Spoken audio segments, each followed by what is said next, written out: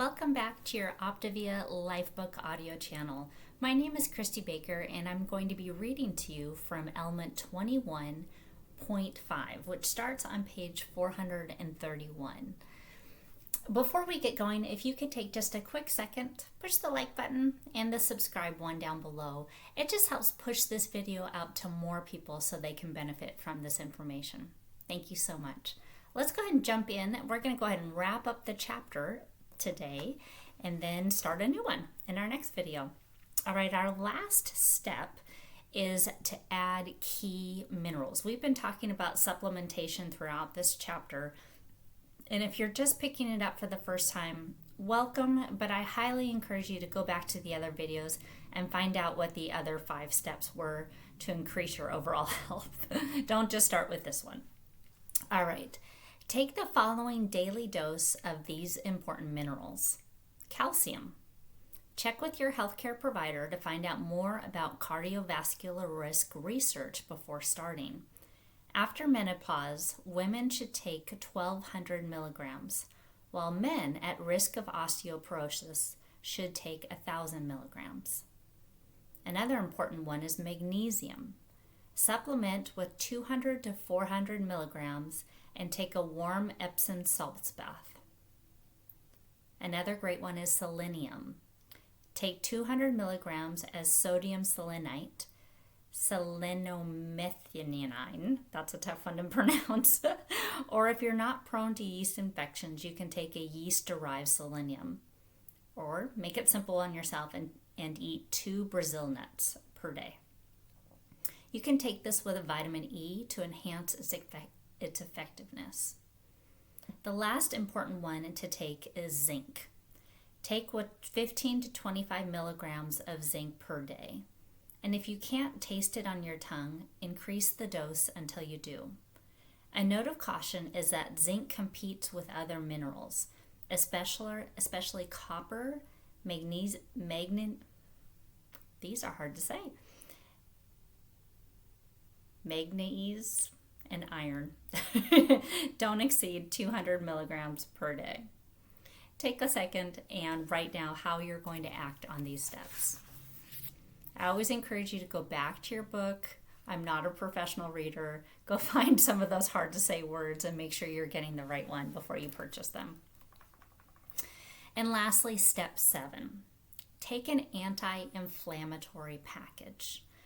Inflammation is an area that often goes unnoticed by patients and healthcare providers. But as you've discovered through phase 3, extinguishing the inflammatory flame is a major part of our core strategic plan to optimize your health. As we discussed in part 2.14 in Dr. A's Habits of Health, in HSCRP, which stands for High Sensitivity C-Reactive Protein Test, is a good way to determine your current level of inflammation. Here are some guidelines to follow once you know the results of that test. And just a side note, it might be good to go back to the book, find the name of the test, and request that at your next doctor's appointment. If your HSCRP is over 3, we need to adopt an aggressive plan to lower it. Begin by reviewing the information in part 2.14 and apply all possible techniques to reduce your immune activators. In addition to the habits of health, you should start on the following: at least 2 grams a day of vitamin C, 800 IUs of mixed vitamin E, omega B complex, 3 grams of fish oil, 1,000 units of vitamin D, chromium, magnesium, selenium, and zinc supplements, and increase your fiber to more than 40 grams per day. If your HSCRP is between 1 and 3, evaluate your risk factors, and in addition to applying the habits of health, make sure that you're taking a multivitamin and fish oil. If your HSCRP is less than 1, your immune system is in great shape. While this is a fine goal, you could actually be even doing a little bit better. In fact, our ultimate goal over time is to lower your HSCRP to less than 0.5, a great marker that you've optimized your chances for long-term health. Write down how you will act on these steps. There's a little bonus round here. Ask your healthcare provider about these and other key nutrients that can help you reach and maintain optimal health. Alpha lipoic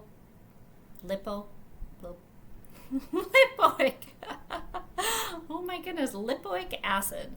Take 100 to 300 milligrams per day. And diabetics should note that this may lower your need for medications, but consult your healthcare provider before making any changes to your medications. Another one is coenzyme Q10. Yes, it's expensive, but by using a hydrosoluble form, you can cut the dose to 100 to 200 milligrams per day. Chromium, found in brewer's yeast, eggs, chicken, apples, bananas, and spinach, or you can supplement with 200 to 600 milligrams per day. It may cause mild insomnia, and diabetics should watch blood sugar closely with their healthcare provider as levels will drop. Lastly, probiotics. Take a dose that provides 4 billion lactobacillus per day, including I'm not even going to go into the rest of them, as to not embarrass myself. Please check out those hard to say names on page 433. Take a moment and write down how you're going to incorporate these wonderful minerals, vitamins, and supplements into your daily routine.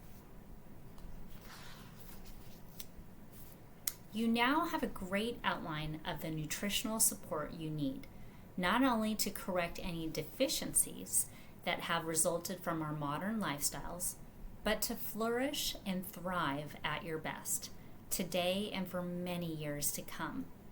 Add this to an anti-inflammatory practices that you learned in the last chapter, and you're nearly ready to take on the world.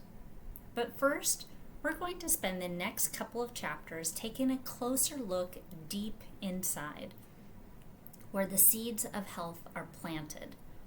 This is not the physical you that we've been optimizing through healthy foods and supplements, but the emotional you, whose ability to deal with stress and find happiness and fulfillment is a key component on your journey to optimal health.